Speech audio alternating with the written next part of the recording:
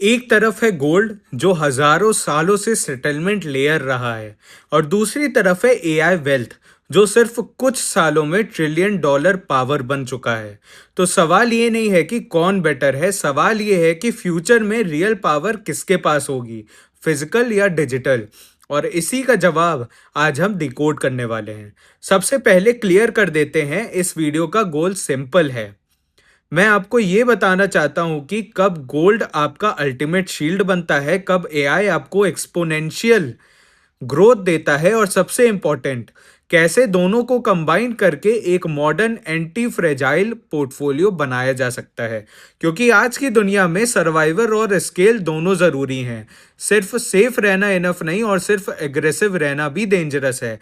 इसलिए हमें सिस्टम समझना होगा। अब प्रॉब्लम यहाँ स्टार्ट होती है। देखिए, एआई वेल्थ स्पीड पे चलती है। प्रोडक्ट लॉन्च हुआ, स्टॉक एक्सप्लोड हुआ, न्यू मॉडल आया, valuation double, institutional fund launch हुआ, लिक्विडिटी फ्लड। इनफैक्ट 2025-26 में एआई फोकस्ड फंड्स और थीमेटिक ईटीएफ्स में मैसिव इन्फ्लोज देखे गए।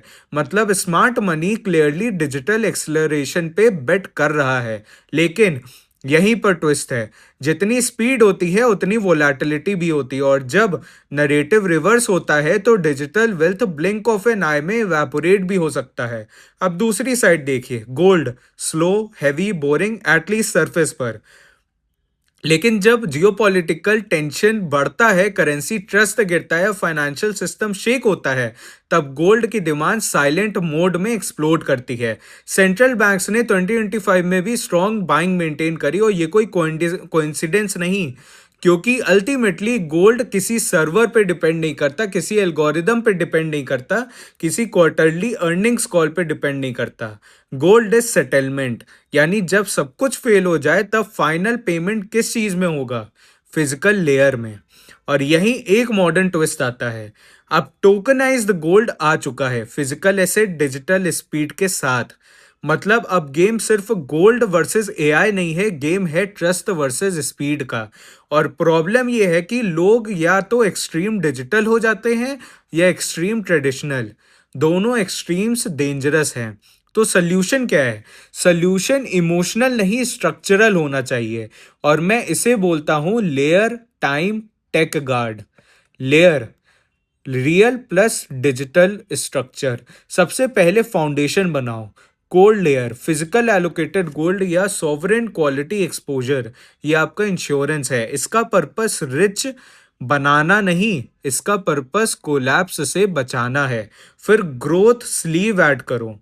AI equities, AI ETF, selective high conviction plays. ये आपको वेल्थ मल्टीप्लाई करने के लिए है। Simple rule, gold protects, AI accelerates. और जब दोनों सही रेशियो में होते हैं तब सिस्टम बैलेंस होता है। Second, time dynamic rebalance.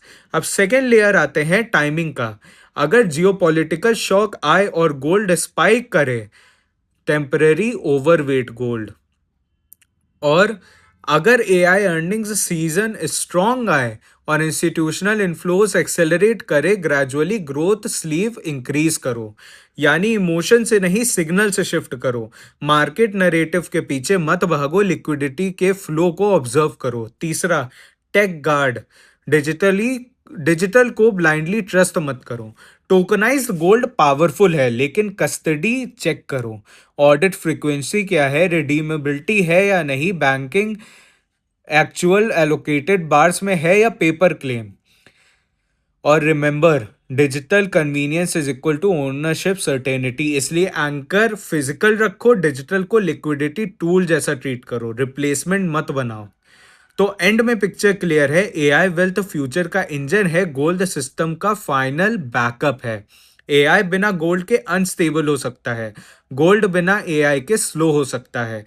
लेकिन जब दोनों कंबाइन होते हैं तब आप सिर्फ इन्वेस्टर नहीं रहते, आप सिस्टम थिंकर बन जाते हो। और फ्यूचर उन्हीं का होता है जो सिर्फ ग्रोथ नहीं, स्ट्रक्चर समझते हैं।